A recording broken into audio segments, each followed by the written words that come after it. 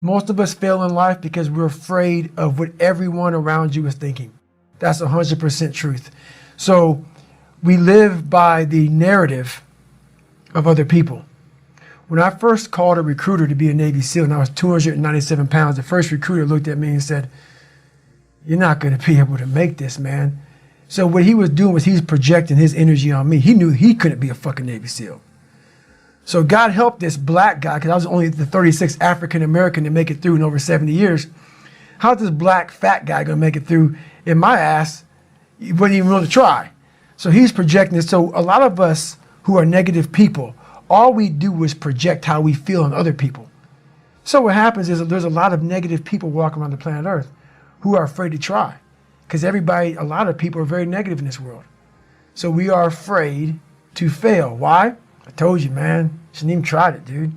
Just chill out, relax. Why are you so crazy? Why are you so obsessed? So all that stuff drives the quitting mind, I call it. The mind wants to quit. The mind's tired. The mind's tired. The mind's deserving. The mind thinks it's very deserving. So yes, the biggest problem in this world is other people, not yourself. It's other people in your head. They are puppet mastering you pretty much on your life. I realized once I was talking to myself the right way and all this shit wasn't in my mind, wow.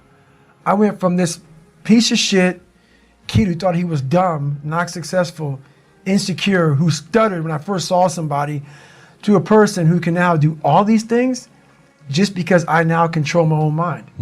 When you get to the point where you really fucking don't care, you become very, very dangerous. I'm not saying don't care like, I don't care if I do that. No, when you don't care about other people and how they view you, about how you walk, how you talk, how you dress, where you want to go with your life. You know, growing up, I didn't want to tell anybody I wanted to be in the military. Because why? Some of my black friends, I was afraid of what they think. You know, why you want to join the fucking military, man? Why the fuck you want to do that shit? I was afraid of what other people thought about me. So now, when I go in the military, I didn't know you want to fucking join the military. Yeah, I didn't tell you because I was afraid of what you thought.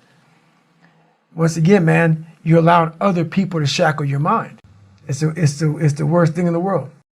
And anybody, not just Navy SEALs, but anybody that can accomplish anything that is hard. Mm-hmm. The only separator is that they really want to be there. Mm-hmm. There's some people that get inspired, and that inspiration moves them to try to do something. But the inspiration is very high right now in this nice environment. We're in a nice environment. The ocean's out there. I'm talking to you. If I want to go to the fucking refrigerator and get something to drink, eat, I can. I watch a movie about some badasses, you're inspired. But the second you're not in this environment and you're actually doing what inspired you, that suck factor is now real. You can't just get off your fucking couch and get a fucking shake, get a fucking box of donuts, or turn the TV, or go take a shit or a piss, or go get your girlfriend to cuddle up. No, you're now there. And only those people who have been there a million times in their minds and have lived in that water and have suffered a million times and realize my legs may break, my knee may break, my bones will hurt. I will be the coldest I've been in my life. I will be miserable, and accept that. Because what happens is when you get in a horrible situation in life, your mind, I call it my 1 second decision. When you get in a horrible situation in life, your mind immediately says, get the fuck out of here. Everybody's does, even if you want to be there. But it starts to have all these different questions in your mind in that 1 second. And it says, okay, why are you here? Why are you doing this? Why this? Why that? And then you start to say to yourself, if you don't want to be there that bad, I have a beautiful wife at home, man. Why the fuck am I doing this, man? Like, this is stupid. This is going to get these guys injured. Like they're going to pay for this for the rest of their lives. I'm not going to break my body up to do this. Your mind starts to say, yeah, this is stupid. But if you are already knowing that this is going to happen to you, you have all the answers to these questions that your mind starts to give you when you're in suffer mode. We all have two people. We all have two people. And I'm not saying you're crazy. We have the easy voice, which is that 20% telling yourself that you're I'm easy at 90% of my full potential, maybe 100% at that 20%. That's that voice that we all love. That's that very comfortable voice that's that mommy holding you saying it's going to be okay. Doesn't care how good you are, just loves you. Just loves you no matter how messed up you are in life. That's where you want to be at. So that's that one voice. This other voice that we walk very far away from is the voice saying, hey man, you ain't doing shit. So we try to get this voice out of our head completely. And we live over here in this land. So what you have to do first is turn up this voice over here. The voice saying things to you that aren't nice. That it's in our head saying, you know what, man, dude, you're not doing shit. You're not and it's not putting yourself down. People take this the wrong way in this new society. I'm not saying to put yourself down. I'm saying listen to the truth. And the truth isn't in the 20%. The truth is in this other part of your brain saying, look, man, you're wasting a bunch of percentage here. We have 80 more percent that we're not tapping into because in this other 80% is suffering, pain, failure, self-doubt, darkness, and then a whole bunch of light. But to get to this light, you got to go through all of this shit. So a lot of us know that. We know I can get over here, but over here, man, this is much better because I got to go through this journey that is not fun. This from 20 to 100%, this shit in between is not fun. So we decide to live over here. So everybody goes, how do you do that? You know exactly how to do that. You know exactly. It's not a magic trick. There's nothing I talk about in that book that's a magic trick. It's all back down to a very primitive mindset of we just have to do. It's like breathing. Breathing becomes normal. Like we don't even know that we're doing it. That's how you have to live your life. When that alarm clock goes off at 4 or 5 in the morning, your mind says no. You just say, it's just what we do. It's what we do now. Because to get to where you want to go, the amount of pain involved, I'm not saying physical, I'm not saying you got to break yourself off. The amount of mental pain of how many times you're going to have to do something that you don't want to do to get to where you want to go is going to be, there's going to be more times you do something that you don't want to do than you are going to want to do it. And that's your new norm. That's your new norm. So then it's like breathing. And then once you do this over and over and over again, it becomes like breathing. I don't want to live this lifestyle, but to get to the other side of this, I have to. So if you really want it, you realize what trying is and what trying is not. I believe in winning the battle against yourself. People say, why do you say that? Because there's a lot of things you can control. When you wake up, I talk about making your bed. Make your bed. Make sure your house is clean. Make sure you get your breakfast. Make sure you shower, shave. Whatever you're doing, control that. Don't hit the snooze button. All these things are very important. That's been told a lot of times. Why don't you hit the snooze button? Because you wake up already failing. You're already behind the power curve. So what happens when you hit the snooze button? You may not make your bed. You may not do your hair the way you want it. You may not pick the right clothes out in the morning time. And I go back to this real quick. Remember how you had a job interview for a job? We've had several of them in our lives. What did you do the night before that job, weeks before the job interview, when you knew you had it? You prepared you had a bowl out for your oatmeal, your cereal, whatever you had in the morning time. Your coffee cup was out. Your clothes were laid out. You studied, you rehearsed, you were ready. You brought your best self. You were going to war with yourself because you wanted that interviewer to see your best self. You won. You got the job. After a few months in that job, you look around, I got the job. You start to back off. The clothes aren't out. You're not ready. You're hitting the snooze button. You don't get up on time anymore. You realize that you can still have this job and not be your best self. The interview you is gone. Your job is gone. You have your job, but the interview you is gone. So winning the battle in the morning time is just that. It's that you wake up in the morning time and you own all this stuff, because once you leave your house, the world then gets at you. And that's why I believe in not getting up in the morning time and checking your phone immediately. Everybody does that. They get up, the first thing they do is grab their phone, look at the phone. Maybe bad news on there. So how's your day start off? I don't go to the gym. I don't make my bed. You're caught up now on that phone. That's how your day starts. You lost control. So once you win that battle in the morning time, then once you go out, now you've won. You go outside your house, you may lose your job, you may have a bad hit, but you won something. So you're going into battle having already won something. Having already won. So then if you hit the snooze button, you go out, you're just defeated already. You're behind the power curve. Now you've won something. You feel better about yourself. So now you're able to take these hits along the way. So that's the mindset that I think it's important to bring with you every day you go, everywhere you go in life. Do you like suffering or do you just deal with suffering? Real answer. Real answer? Yeah.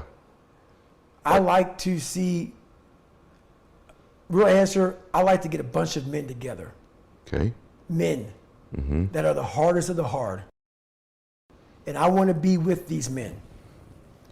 And I want to see them suffer. Because I'm suffering right along with you, but I want to see me get through it. I want to see what you're made of. I want to see almost like the Colosseum in Rome.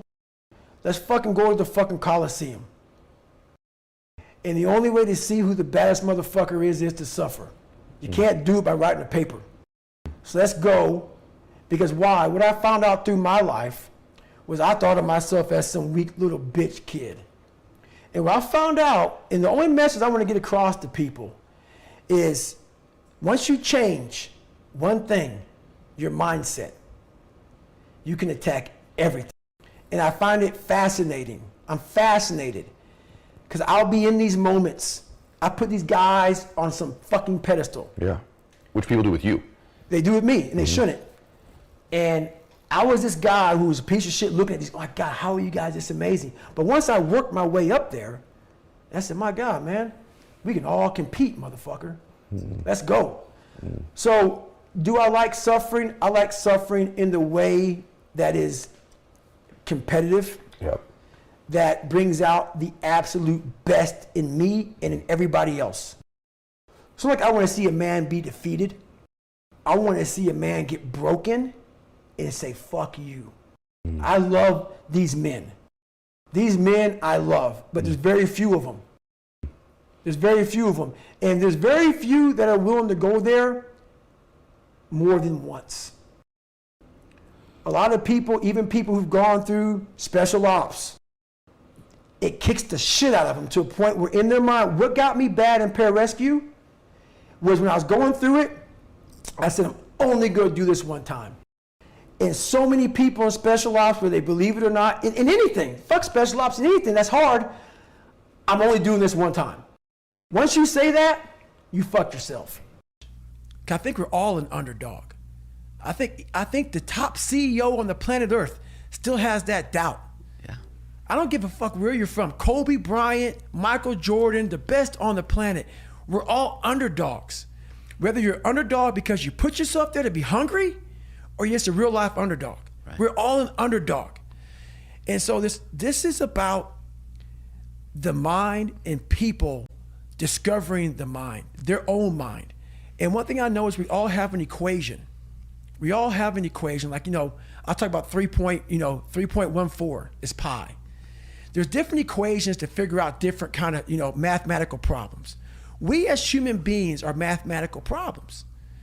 I cannot give you a book for every fucking body in this world. That's what my book, even though it's one book, is tailored to the individual.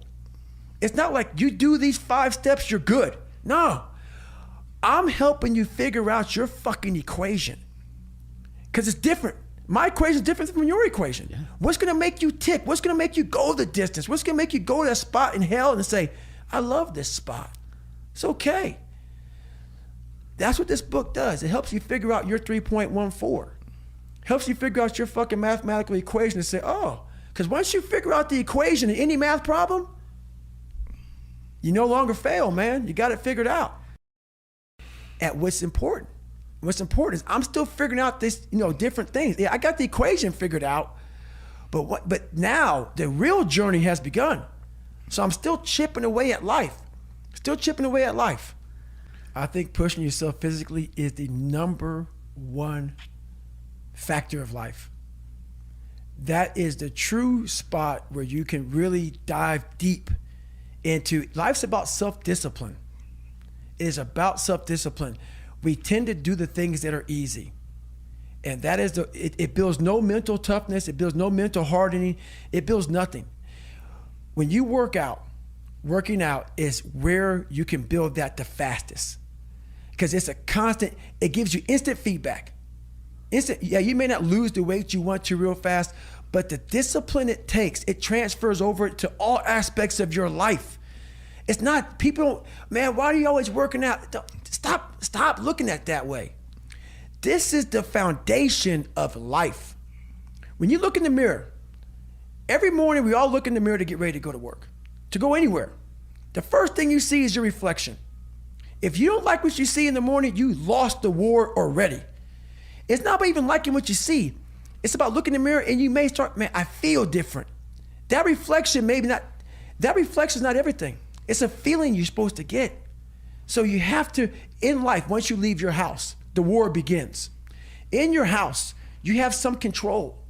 And that reflection in that mirror, you have to control that reflection in the mirror. That's how you start your day. If you leave your house feeling like, okay, I can fight. I've established the mentality to fight. And that all that comes from working out. It's not just from, you can't find that in the office. Well, my morning routine is every day I get up and run. Every single day. Because why? I hate that the most. So that is where we share that feeling. Yes, I hate that the most. So you have to do something that sucks every day. Because why? Once you overcome the suck, now you're powerful. You've overcome yourself already. So now you're ready to battle. I go to the gym about 4 times a week. But my biggest thing I do is my nighttime routine. I stretch out anywhere from 2 to 4 hours every night for the last 5. It used to be a lot longer than that. And I talk about in my book why I started doing this thing. But through my whole life, as you see, I was using my fight or flight muscle. I was under severe stress as a child, growing up, my job, whatever, a lot of stress. Just sitting down right now, we're all using our psoas muscle, your hip flexor muscle. And I'll give you a 2-second on that. That muscle attaches to your T12. And about 5 or 6 years ago, I got really, really sick. Doctors would give me all kind of hormones. Take this, take this, take this. And it's in the book real good, so I won't go deep into it now. But I laid back and I literally said, you know what, I'm dying. The doctors can't figure out what's wrong with me. My blood tests were coming back fine. I just said, I can't even run a block. I went from running 205 miles, I can't run a block. I'm in my bed sitting there. And I started realizing I had these humongous knots on my hip flexors and in the back of my head. And I said, I'm just done. So I started slowly stretching out 'cause I couldn't do anything. Over a period of a couple of years, I got off this medication, that medication. I was on like 15, I was on several medications. Now I'm on one. And honestly, what I believe, no doctor has said this is what happened to you. I was literally so tight, I was cutting off blood supply in different places in my organs. The more it opened up my body. So now I went from running an 8:30 mile on a training run to now running a 7:15 to 7-minute mile on a training run at the same heart rate. And it's not because I'm trained any different. It's just because my body's opened up and it's allowing more blood flow. So every night I stretch out and it's truly, I used to be wound so fucking tight. Like I couldn't sit in this chair for this long. I'd be like, I gotta get out of here, man. We gotta go. It's totally changed my whole perspective of life. It's changed everything. So stretching out, yoga, all those things has put me in a whole different state of mind. And I'm the healthiest I've been in my entire life, mentally and physically. Unreal how much time you waste during the day. And most of it is on these fucking computers, phones, Instagramming back and forth, whatever the fuck you call this shit nowadays, tweeting and texting and shit. We waste so much time on our little gadgets. It's unreal. And we talk about we have no time. If you really you have to take your day and write down this one day. Everything you do, write that down. And you're like, my God, I am wasting so much time on frivolous bullshit. It's not even funny. I mean, it will, if it doesn't infuriate you, it should. Because there's so much time. I can't get it in. Look at your schedule. You just wasted 7 hours today on bullshit. I mean, and you don't have an hour a day to try to get something in for yourself. I guarantee everybody can find an hour.